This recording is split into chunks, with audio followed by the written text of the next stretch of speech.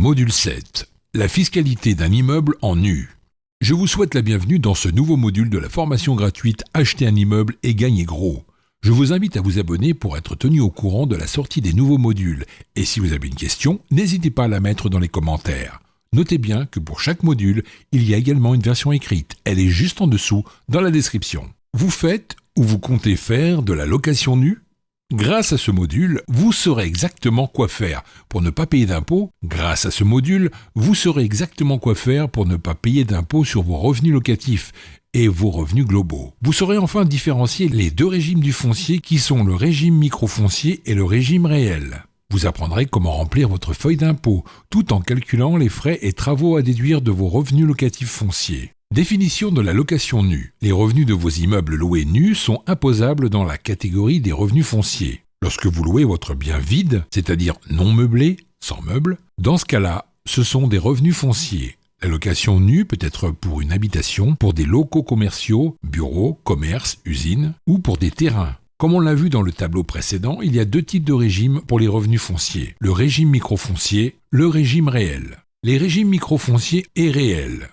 Il y a deux types de régimes, et il faut savoir dans quel cas il faut choisir le microfoncier et dans quel cas nous utiliserons le réel. Régime microfoncier.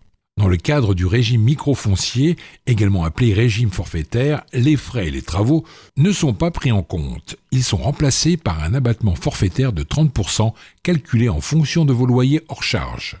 Ce régime est applicable lorsque les revenus fonciers ne dépassent pas 15 000 € HC par an. Si vous choisissez le régime microfoncier, votre résultat foncier sera obligatoirement en bénéfice.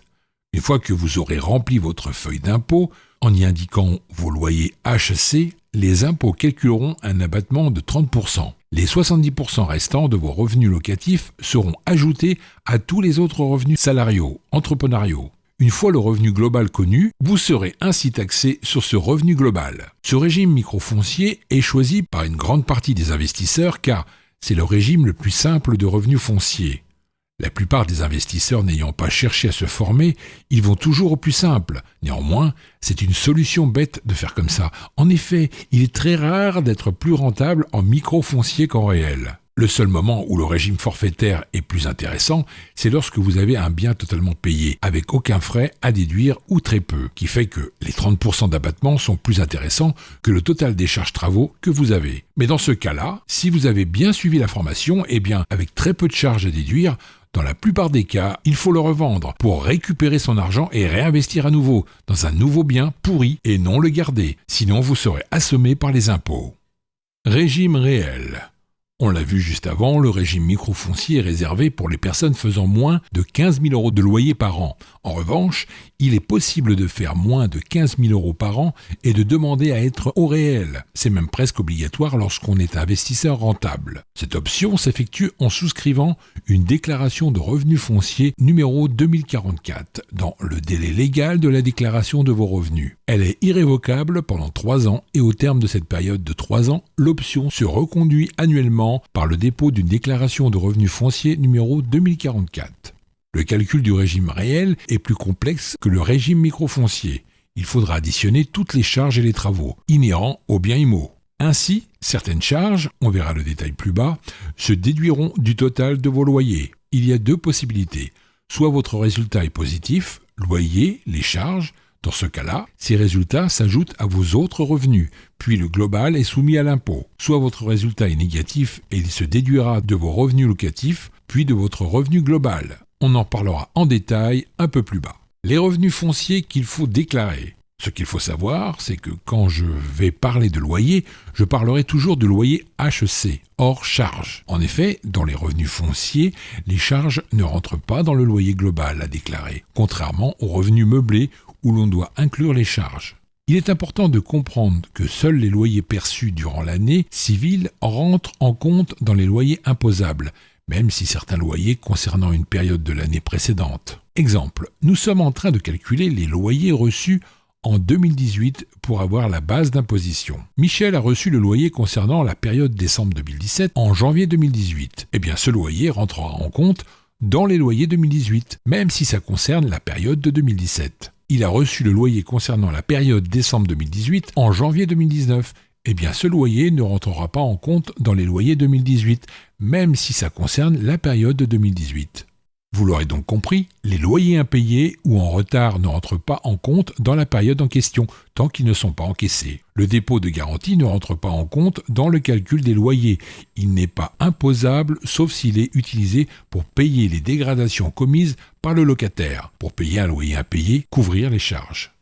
Le dépôt de garantie ne rentre pas en compte dans le calcul des loyers. Il n'est pas imposable, sauf s'il est utilisé pour payer les dégradations commises par le locataire pour payer un loyer impayé, couvrir des charges. Les frais et travaux à déduire. Les frais à déduire. Cette partie concerne seulement les personnes qui ont choisi le régime réel, puisqu'en microfoncier, il n'y a rien à déduire.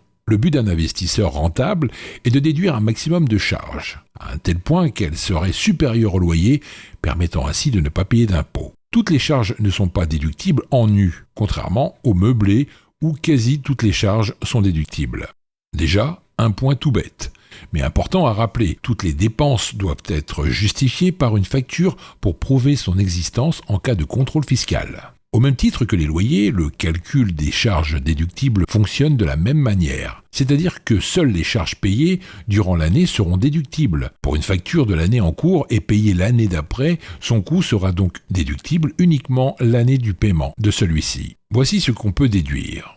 Les charges de copro, les frais de gestion, comme les frais d'agence, les frais de procédure notaire, avocat, huissier, tout ce qui est assurance, comme les assurances de loyer impayés, les assurances P&O, la taxe foncière, si votre locataire ne paie pas, c'est souvent le cas quand on loue à un commerce par exemple. Les taxes d'équipement sont également déductibles, et enfin, les intérêts d'emprunt. À noter que les autres frais sont déductibles dans la limite de 20 € TTC par an. Exemple, les frais de publicité, une annonce de location payante. Les travaux à déduire.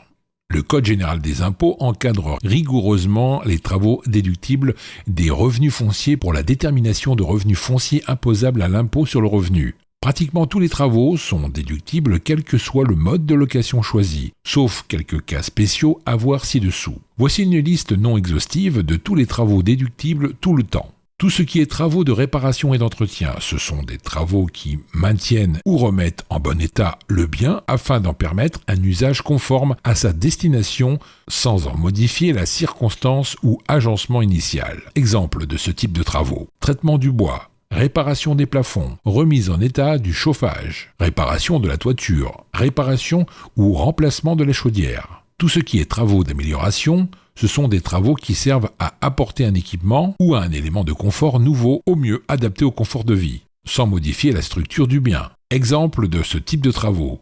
Changement de fenêtre, agrandissement de fenêtre, changement de parquet, remplacement d'une douche, changement d'une cuisine.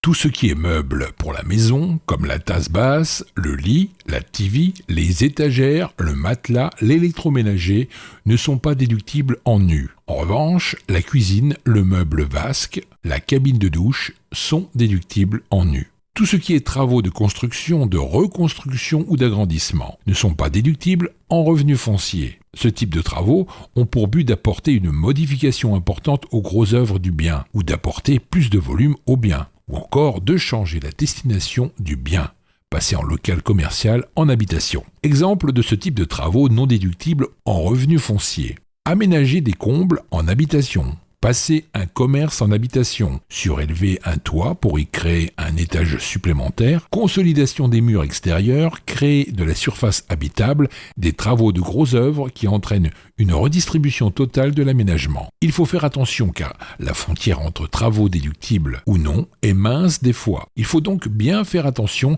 avant de commencer ce type de travaux. De plus, si vous faites les deux types de travaux, il faudra que ce soit dissocié sur la facture de l'artisan. Sinon, tout passera en non déductible.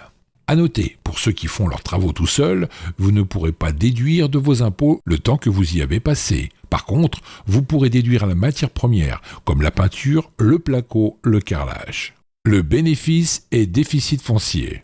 Vous êtes un investisseur rentable, vous n'avez pas le droit d'avoir un bénéfice foncier. Vous ne devez faire que du déficit foncier ou du moins combler tous vos loyers par des charges. Pour cela, vous avez compris qu'il va falloir que vous fassiez beaucoup de charges et travaux. Ainsi, vous terminerez tout le temps sans impôt. Si vous êtes en bénéfice foncier, vos loyers sont supérieurs à tout ce que vous allez déduire niveau charges et travaux. Dans ce cas-là, la différence entre les entrées et les sorties sera la base de calcul de votre imposition de revenus fonciers. Si vous êtes en déficit foncier, il y a plusieurs choses à savoir. Lorsque vous faites du déficit foncier, ça signifie que vous allez baisser votre revenu global et donc votre imposition générale. Un déficit foncier, c'est emprunter une partie de vos revenus globaux non fonciers grâce aux revenus fonciers justement. Par contre, la limite du déficit est de 10 700 €. Si vous avez 20 000 € à déduire, alors la différence, les 9 300 € restants, est imputable exclusivement sur les revenus fonciers les 10 années suivantes. Exemple. En 2018, vous avez reçu 20 000 € de loyer. Vous avez 50 000 € à déduire avec les travaux et les charges. La première année, on va donc faire 20 000 plus 10 700 égale 30 700 moins 50 000 égale moins 19 300. Ces 19 300 seront imputables sur vos loyers uniquement, les 10 années suivantes maximum. Vous avez généré un déficit foncier, ce qui vous a permis de bénéficier d'un avantage fiscal. En échange, vous êtes obligé par l'État de louer votre logement en nu et ne pas le revendre jusqu'au 31 décembre de la troisième année suivante, celle au titre de laquelle l'imputation est opérée. À noter également, le fait de louer en meublé avant les 3 ans est également interdit. Dans le cas où vous ne respectez pas votre engagement, l'État peut recalculer l'imputation que vous avez bénéficié pour votre imposition avec des pénalités.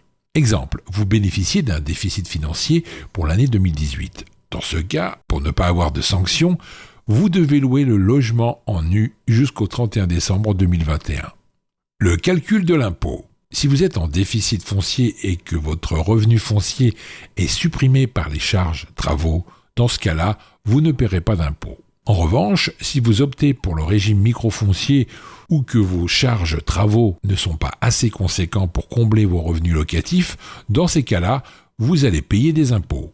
En plus de votre TMI, tranche marginale d'imposition, vous devrez payer la CSG-CRDS de 17,2%. Voici 2 exemples. Julien a choisi le régime microfoncier, il a une TMI de 14%, il a réalisé 10 000 € de loyer durant l'année, calcul de la base imposable de ses revenus fonciers, 10 000 € fois 0,7, 30% d'abattement, égale 7 000 €. Il devra donc payer 7 000 fois 0,14 plus 7 000 fois 0,172, égale 2 184 €. Sur les 10 000 € de revenus fonciers de base, il paiera 2 184 € d'impôts. Kenza a choisi le régime réel. Elle a un TMI de 30%. Elle a réalisé 20 000 € de loyer durant l'année et 15 000 € de charges travaux à déduire. Calcul de la base imposable de ses revenus fonciers, 20 000 moins 15 000 égale 5 000. Elle devra donc payer 5 000 fois 0,30 plus 5 000 fois 0,172 égale 2 360 €. Sur les 20 000 € de revenus fonciers de base, elle paiera 2 360 € d'impôts. Remplir la feuille d'impôt. La déclaration au niveau des impôts dépend du choix de votre régime. Soit c'est un régime microfoncier, soit c'est au régime réel. Pour le microfoncier, l'avantage, c'est qu'il n'a pas grand-chose à faire, contrairement au régime réel, où il y a un formulaire supplémentaire à remplir. Ici, vous devez simplement indiquer sur la déclaration de revenus numéro 2042, case 4BE, le montant hors charge de vos revenus fonciers de l'année. L'abattement de 30% sera calculé automatiquement par les impôts. Pour le régime réel, vous devrez remplir l'imprimé annexe à la déclaration 2042. C'est la déclaration 2044.